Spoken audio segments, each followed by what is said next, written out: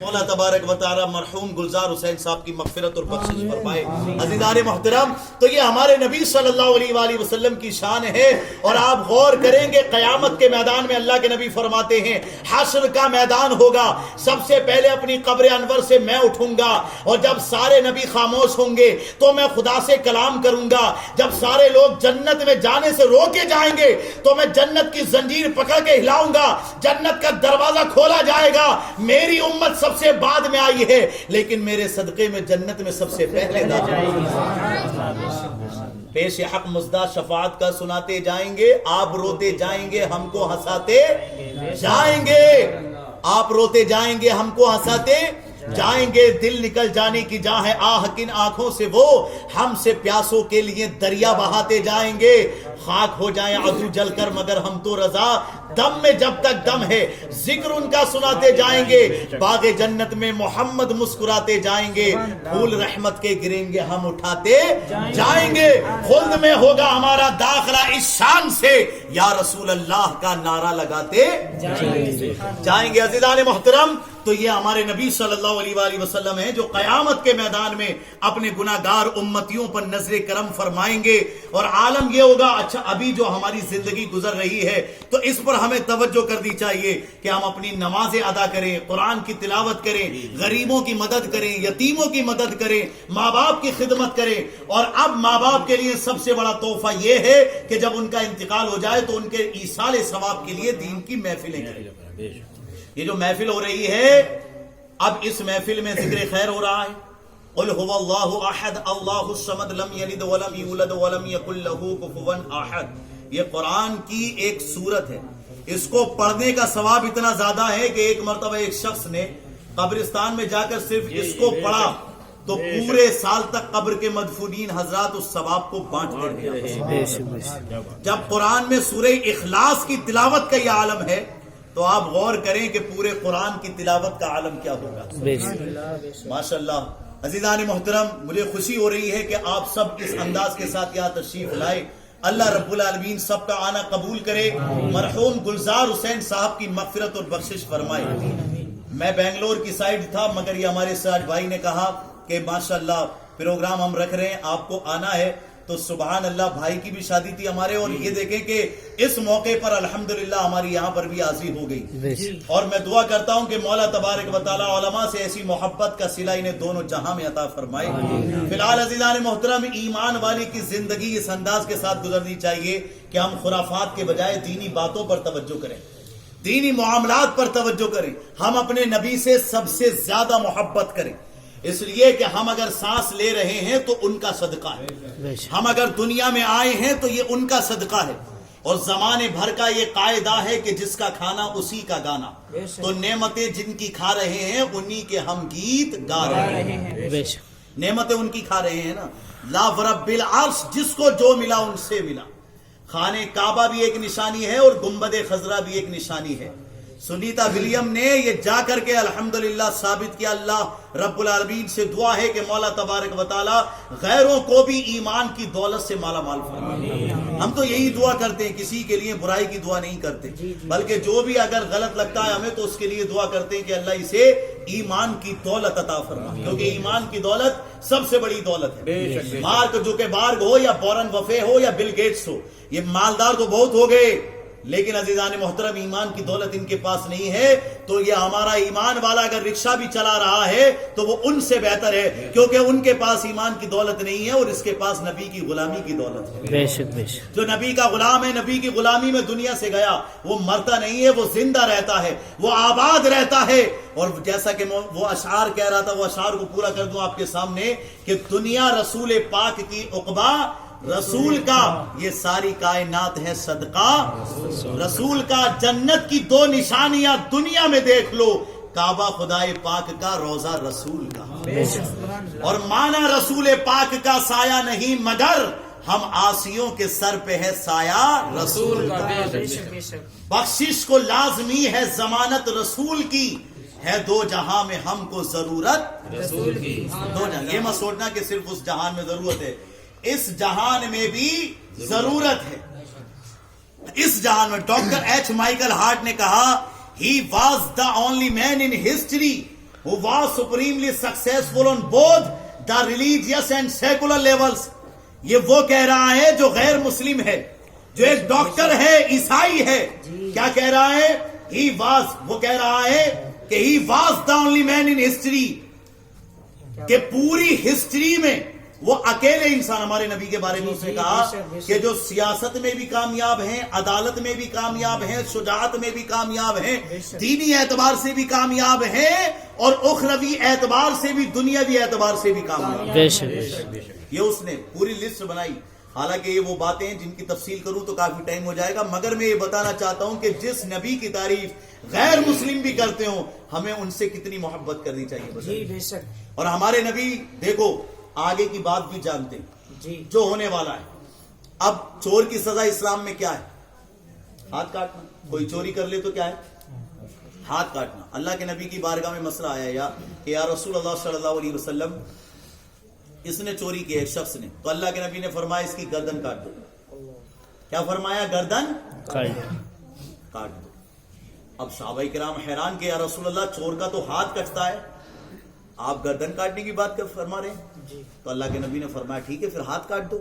اللہ کے نبی مسئلہ بھولے نہیں تھے, یہ بات ذہن میں رکھنا, لیکن آپ بتانا چاہتے تھے کہ گردن کیوں کٹوائی جا رہی ہے. ایک ہاتھ کٹا تو دوسرے ہاتھ سے چوری کرنے لگے. پھر حکم ہوا کہ دوسرا ہاتھ بھی کاٹ دو. پھر دونوں ہاتھ کٹنے کے بعد بھی وہ چور باز نہیں آیا, پیروں سے چوری کر لیا کرتا تھا. تو پھر اسی طریقے سے کرتے کرتے دونوں پیر بھی اس کے کٹ گئے. اب دونوں ہاتھ بھی کٹے, دونوں پیر بھی کٹے, اب بھی وہ باز نہیں آیا. پھر وہ منہ کے ذریعے چوری کرتا تھا.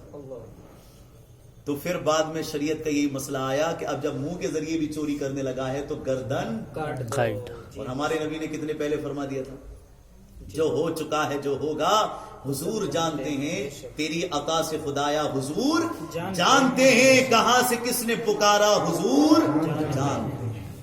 اللہ نے اپنے حبیب کو جاننے والا بنایا ہے, نہ جاننے والا نہیں بنایا. یہی عقیدہ اہل ایمان کو اپنے سینے میں رکھنا چاہیے کہ ہم اس نبی کا کلمہ پڑھتے ہیں جو پہلے ہو چکا ہے وہ بھی جانتے ہیں, جو ہونے والا ہے وہ بھی جانتے ہیں. سبحان اللہ. یہاں تک کہ ایک شخص آیا کہ یا رسول اللہ 4 خرابیاں ہیں میرے اندر, کہو گے تو ایک چھوڑوں گا, چاروں نہیں چھوڑوں گا. پہلے اللہ کے نبی نے فرمایا اچھا یہ بتاؤ چاروں خرابیاں ہیں کیا؟ واز کرنے لگا یا رسول اللہ صلی اللہ علیہ وسلم, پہلی خرابی یہ ہے کہ جھوٹ بولتا ہوں. بے ایمان, پہلے وہ ایمان والے نہیں تھے, انہوں نے کہا کلمہ اس وقت پڑھوں گا جب تم یہ کہو گے صرف ایک جو ہے میں برائی کو چھوڑوں, باقی چاروں کو نہیں چھوڑوں گا. اس نے کہا یا رسول اللہ پہلی بات میرے اندر یہ جھوٹ بولتا ہوں, پہلی کمی ہو گئی. دوسری بات یہ ہے کہ شراب پیتا ہوں, دوسری کمی.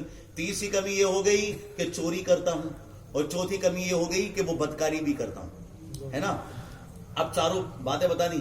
اس نے کہا ایمان لے آؤں گا آپ پر, مگر جب آپ ایک بات بولو گے تو ایک ہی کام چھوڑوں گا, باقی 3 کام نہیں چھوڑوں گا, کوئی سا بھی ایک کام بتا دیجیے. تو اللہ کے نبی نے فرمایا اچھا یہ ایسا ہے تو جھوٹ بولنا چھوڑ دے. کیا چھوڑ دے؟ جھوٹ بولنا چھوڑ دے. باقی تینوں برائیوں کی میں تو اس کو منع نہیں کر رہا ہوں, ٹھیک ہے, بس جھوٹ بولنا چھوڑ دے.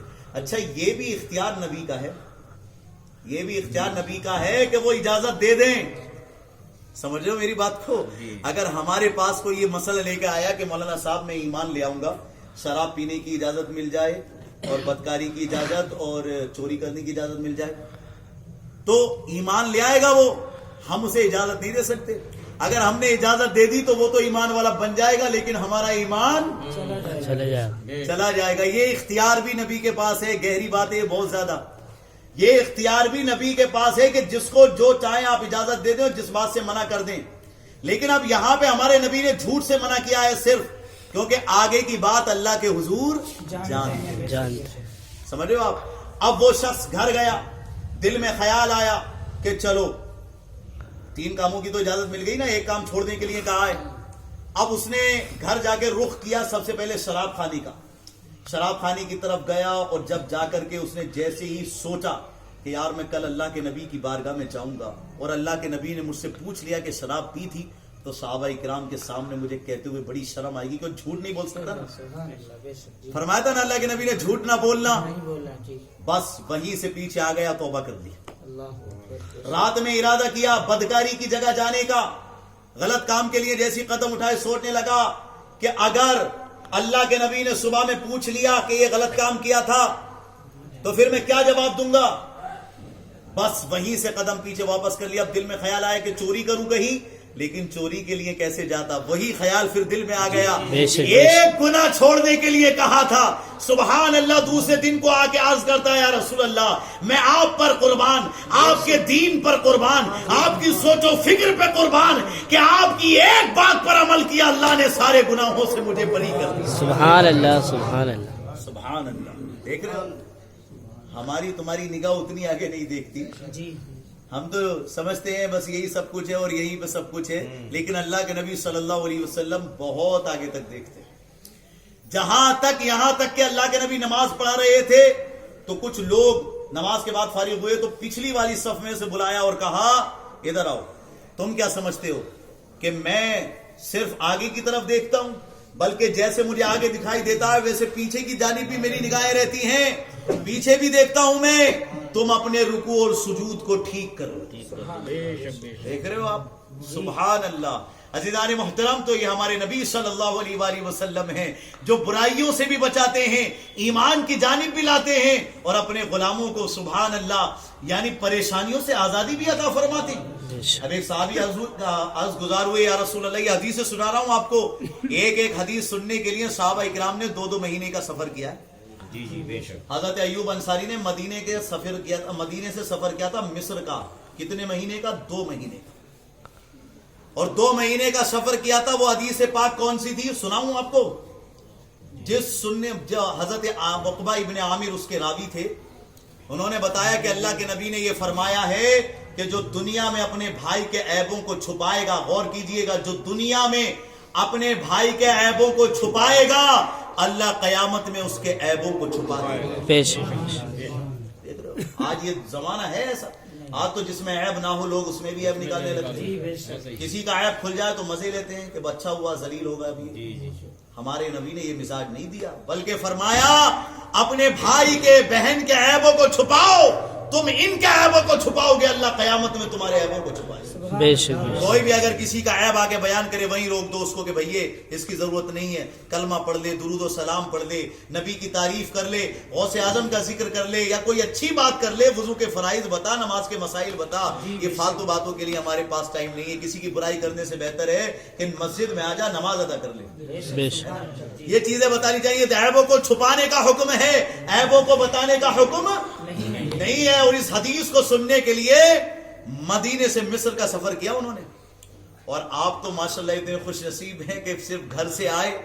مائیں بہنیں بھی سب مبارکباد کے قابل ہیں، اور آپ بھی کہ سب سن ہی رہے ہیں الحمدللہ، اور گھر بیٹھے آپ کو یہ حدیثیں سننے کو مل رہی ہیں. جی بے شک. ایک صحابی رسول اللہ کہتے ہیں، یا رسول اللہ میرے سر میں بہت درد رہتا ہے، کیا کروں؟ اللہ کے نبی نے فرمایا ادھر آؤ. اپنا مبارک ہاتھ رکھ دیا، اپنا مبارک ہاتھ رکھ دیا. اور جب ہاتھ رکھ دیا تو سبحان اللہ سارے سر کا درد ختم ہو گیا. سبحان اللہ. اب آگے کی بات سننے کی یہ ہے کہ اس صحابی میں یہ برکت بھی پیدا ہو گئی کہ اللہ کے نبی کے وصال کے بعد ان کا عالم یہ تھا کہ لوگ ان کے پاس آتے تھے کہ ہمارے سر میں درد ہے. تو وہ صحابی جن کے سر کے درد کو اللہ کے نبی نے صحیح کیا تھا، وہ صحابی اگر کسی آدمی کے سر پر جس کے سر میں درد ہوتا تھا اگر ہاتھ رکھ دیتے تھے تو اس کے سر کا درد بھی ختم ہو جاتا. سبحان اللہ. ایک صحابی رسول تھے، بچپن میں اللہ کے نبی نے ان کے چہرے پہ ہاتھ پھیر دیا تھا. اللہ کے نبی نے چہرے پہ ہاتھ پھیر دیا تھا تو سبحان اللہ 94 ایئرس کی عمر میں بھی ان کی داڑھی اور سر کے بال سفید نہیں ہوئے تھے. سبحان اللہ. 94 سال کی عمر میں بھی جوان نظر آتے تھے. یہ برکت پیارے آقا صلی اللہ علیہ وسلم کے وجود کی ہے. کسی شاعر نے اس پر کہا تھا، درود و سلام کی برکت بھی آتی ہے اس میں اور نبی کی عظمت بھی، کہ خشک شاخوں کو وہ تازہ گلاب دیتے ہیں، عہد پیری کو وہ پھر سے شباب دیتے ہیں. پڑھ لے درود غفلت نہ کر خدا کی قسم، تیرے سلام کا وہ اب بھی جواب دیتے ہیں. سبحان اللہ. تیرے سلام کا وہ اب بھی جواب دیتے ہیں. آپ کو درود و سلام جب بھی پڑھنا چاہیے تو پوری توجہ اور دل کے ساتھ پڑھنا چاہیے، اور یہ ذہن میں رکھنا چاہیے کہ اللہ کے نبی کی نظر کرم ہو جائے سارے غم 1 منٹ میں ختم ہو جائے. آدمی حوصلہ ہارے نہ پریشانی میں، ہر بنا کام بگڑ جاتا ہے نادانی میں. डूब सकती नहीं मौजों की तुगयानी में, जिसकी कश्ती हो मेरे आका की निगहबानी में। सुभान अल्लाह। ऐ मुसलमानों, आपको अपने दिल में ये अकीदा रखना चाहिए कि हम नबी के सच्चे गुलाम हैं। अगर जिक्र मतलब कभी दिल में उदासी हो, दिल परेशान हो, तो दुरूद और सलाम पढ़ा करो, नबी का दिल से जिक्र किया करो, महफिलें किया करो जिसमें अल्लाह और रसूल का जिक्र हुआ करे, नबी की नातें सुना करो, नबी की बातें सुना करो। उनका जिक्र खैर करना हमारे दिल को भी सुकून देगा, हमारे दिमाग को भी सुकून देगा, और इंशाअल्लाह दोनों जहां में हमारा बेड़ा पार हो जाएगा। बेशक आखिरी बात बताते हुए बस मैं आपसे ये कहना चाहता हूँ, नमाज की पाबंदी हर हाल में करो। बेशक नमाजें पढ़ो, मसाजिद को आबाद करो। अगर कोई गरीब है उसकी मदद करो, यतीम है उसकी मदद करो, कोई बेवा है उसकी इज्जत करो।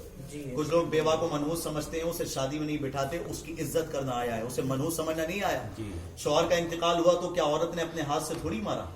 जो होना था इंतकाल हो गया, लेकिन मनहूस नहीं समझना है, उसकी मदद करना है, अपने अंदर हमदर्दी पैदा करनी है। हमारा इस्लाम सिखाता है अगर तुम अल्लाह की मदद चाहते हो, वल्लाहु फी औनि अब्दिही मा कान अल अब्दु फी औनि अखी, नो डाउट अल्लाह ताला helps those who helps his brother. बेशक अल्लाह रब्बुल आलमीन उस वक्त तक अपने बंदे की मदद करता है जब तक बंदा अपने दूसरे भाई की मदद करता है। बेशक आप अल्लाह की मदद चाहते हो, करो मेहरबानी, तुम अहले ज़मीं पर, खुदा मेहरबान होगा अर्शे बरी पर। बेशक अल्हम्दुलिल्लाह, अर्शे बरी से अल्हम्दुलिल्लाह वो, हालांकि उसके लिए कोई जगह मुतय्यन नहीं की जा सकती, वो हर जगह से पाक है, हर जगह खुदा के सामने है। ये अकीदा हमें रखना है। अज़ीज़ान मोहतरम, तो फिलहाल ये बात मैं आपको कह रहा हूं कि नमाजों की पाबंदी करो। शैतान नहीं चाहेगा कि आप नमाजी बने, लेकिन आपको नमाजी बनना है। या अय्युहल्लज़ीना आमनू, ऐ ईमान वालो, उदखुलू फिस्सिल्मि काफ़ा, इस्लाम में पूरे दाखिल हो जाओ। वला तत्तबिउ खुतवातिश शैतान, शैतान के कदमों पर ना चलो। And do not follow the footsteps of the devil, इन्नहु लकुम अदुव्वुम Mubeen, Indeed he is your open enemy. शैतान तुम्हारा खुला हुआ दुश्मन है, बेशक खुला हुआ दुश्मन है। तुम्हारी अक्ल नहीं सोच सकती वहां तक जहां तक शैतान सोचता है, लेकिन उसका मुकाबला तुम कर सकते हो। कैसे करोगे? अपने आप पर इंशाअल्लाह रब्बुल आलमीन आप कंट्रोल करें, अपने अकीदे को बेहतर बनाएं। शैतान कभी नहीं चाहेगा कि आप नमाज पढ़ो, आप दीन की महफिल में आओ, आप उलमा के पास आओ। ये शैतान की कोशिश रहती है। आप कहीं भी चले जाओ, वो खुश है, बाजार में जाओ, 3-3 घंटे गुजरवा देगा, पूरी रात गुजरवा देगा, चौराहे पे खड़ा करवा देगा, लेकिन महफिल में बैठने के लिए नहीं कहेगा। तो अभी हमें तवज्जो कर दी है ना कि हमें क्या करना है। शैतान कितना बड़ा दुश्मन है जानते हो? हजरत अमीर मुआविया रदियल्लाहु ताला अन्हु की फजर की नमाज निकल गई। क्या निकल गई? फजर की नमाज। आप इतना रोए फजर की नमाज के लिए कि अल्लाह ने एक नमाज के बदले 1000 नमाजों का सवाब बताया। सुभान अल्लाह। कितनी? 1000। दूसरे दिन देखा कि दरवाजे पे आके कोई जगा रहा है कि हजरत उठ जाइए, फजर की नमाज का वक्त हो चुका है। तो आपने फरमाया भाई तुम कौन हो जो मुझे उठाने आए हो? अब तक तो कोई उठाने नहीं आया। उसने कहा जी मैं शैतान। अमीर मुआविया से क्या बोलता है वो हजरत अमीर मुआविया से कि मैं शैतान हूं। तो हजरत अमीर मुआविया ने फरमाया तेरा काम नमाज के वक्त जगाना है कि सुलाना है? तू तो सुलाना चाहता है ना, तो तू जगाने क्यों आया है? तो कहने लगा जगाने इसलिए आया हूं कि कल सुला के देख लिया, एक नमाज फजर निकली थी, तुम इतना रोए कि अल्लाह ने 1000 नमाजों का सवाब तुम्हें दे दिया। तो मैं आज इसलिए जगाने आया हूं कि उठ के पढ़ लो, ताकि 999 का सवाब तो बच ही जाएगा ना। तो फिर तुम्हारी फजर की नमाज निकलेगी, तुम फिर रोओगे, फिर अल्लाह तुम पे मेहरबानी करेगा और 1000 नमाजों का सवाब फिर दे देगा तुम। तो अभी जाके एक नमाज पढ़ लो तो 999 का तो सवाब बच जाएगा ना। देखो ये होती है शैतान के बहुत ज्यादा, मतलब सोच नहीं सकते आप। एक वाकया और इससे इसी से रिलेटेड है। एक शख्स था मगर वो ईमान का बड़ा पक्का था। फजर की नमाज का वक्त था। टाइम कितना हो गया? दुरूद पाक पढ़ें, अल्लाहुम्मा सल्ली अला सय्यिदिना मौलाना मुहम्मद व बारिक वसल्लम। इंशाअल्लाह बात को खत्म करते हैं, इसके बाद दुरूद सलाम पढ़ेंगे। मगर आप ये समझ लें कि शैतान किस तरीके से बहकाता है कि नमाज फजर का वक्त है, बारिश हो रही थी, कीचड़ थी। एक साहब अपने घर से जब निकले तो आलम क्या हुआ उनका कि कीचड़ में वो गिर गए और उनके कपड़े सन गए। ये घर पर आए, इन्होंने कपड़ों को बदला, मतलब उन कपड़ों को उतारा, दूसरे कपड़े पहन लिए। अल्लाह अकबर, फिर नमाज के लिए निकल पड़े। फिर एक जगह पर अंधेरा था, पांव फिसला और उसके बाद कपड़े सारे कीचड़ में हो गए। घर वापस आए, इनका ईमान इतना पक्का था कि कपड़ों को उतारा और दूसरी मर्तबा भी कपड़े बदल दिए। सुभान अल्लाह, मतलब ये कि पहन लिए और नमाज के लिए चल दिए। अब जब ये तीसरी मर्तबा नमाज के लिए चले ना, तो एक शख्स हाथ में चिराग लिए हुए खड़ा था। کیا لیے وہ کھڑا تھا؟ چراغ. اور اس نے کہا حضرت آئیے میں آپ کو راستہ دکھا دیتا ہوں, آپ مسجد تک چلے جائیے. وہ چراغ لے کے مسجد تک گیا. یہ نمازی سوچا تھا اپنے دل میں یار کتنا اچھا انسان ہے, بتاؤ چراغ لے کے آ گیا. وہ نمازی تو مسجد کے اندر داخل ہونے لگا. اس نے کہا بھائی چراغ والے بھیا تم بھی آ جاؤ نماز پڑھ لو. تو وہ کہنے لگا میرا کام نماز پڑھنا تھوڑی ہے, میں نے تو میرا کام نماز سے روکنا ہے. تو اس نمازی نے کہا جب تیرا کام نماز سے روکنا ہے تو ہے کون تو؟ وہ کہنے لگا جی میں شیطان ہوں. اچھا پھر تو شیطان ہے تو پھر تو یہ چراغ لے کے مجھے راستہ دکھانے کے لیے کیوں آیا؟ اس نے کہا راستہ دکھانے کے لیے اس لیے آیا کہ 2 بار تمہیں گرایا, تم دونوں بار گھر گئے اور دونوں بار تم نے کپڑے بدلے, ٹھیک ہے. تیسری مرتبہ تم آ رہے تھے, میں نے سوچا کہ تمہیں راستہ دکھا دوں. اس کی وجہ یہ ہے کہ سنو, جب تم پہلی بار کیچڑ میں گرے اور تم گھر گئے تو اللہ رب العالمین نے تمہارے صدقے میں جو تم نے کپڑے بدل کے نماز کا رخ کیا, تمہاری اس ادا کو دیکھ کے اللہ نے تمہارے اور تمہارے گھر والوں کے گناہوں کو معاف فرمایا. سبحان اللہ. دوسری مرتبہ تمہیں گرایا مگر تم اتنے بڑے پکے نمازی نکلے کہ تم پھر بھی نماز کے لیے آ گئے. اللہ کو اتنی ادا پسند آئی تمہاری کہ اللہ رب العالمین نے تمہارے سارے خاندان والوں کے گناہوں کو معاف فرما دیا. سبحان اللہ. اب میں نے سوچا کہ اگر تیسری مرتبہ بھی تم گر گئے اور تم نے جا کے کپڑے بدل لیے تو کہیں ایسا نہ ہو کہ پورے شہر والوں کے گناہ اللہ معاف فرما دے. اس لیے میں آیا ہوں کہ تم چلے جاؤ نماز کے لیے تاکہ یہ سارے لوگ گناہوں سے پاک نہ ہو جائیں. دیکھ رہے ہو آپ, تو شیطان کبھی بھی ہمارا بھلا نہیں چاہتا, لیکن ہمیں یہ چاہیے کہ ہم الحمدللہ اپنے دین پر عمل کریں, نبی کی سنتوں پہ عمل کریں, قرآن کی تلاوت کریں, نماز پڑھیں, غریب کی مدد کریں, کسی کا دل نہ دکھائیں, غصے پہ کنٹرول کریں, صبر پیدا کریں اور اپنے اندر ایک دوسرے کی قدر پیدا کریں, عزت پیدا کریں, اپنے نبی سے سب سے زیادہ محبت کریں, حضور غوث اعظم رضی اللہ تعالیٰ عنہ سے عقیدت رکھیں, 11ویں شریف کریں, ادب اور احترام کے دائرے میں اس نیاز کے ذریعے غریبوں کی مدد کریں, ان کو کھانا کھلائیں. مولا تبارک و تعالیٰ کی بارگاہ میں دعا کرتا ہوں کہ مرحوم گلزار حسین صاحب کے اللہ مغفرت و بخشش فرمائے, عالم بھائی کو, ان کی پوری فیملی کو, سراج بھائی کو, ان کے چچاؤں وغیرہ سب جتنے بھی موجود اور آپ جتنے بھی یہاں پر ہو, اللہ سب کو برکت رحمتیں عطا فرمائے. واخر دعوانا الحمدللہ رب العالمین. السلام علیکم ورحمۃ اللہ.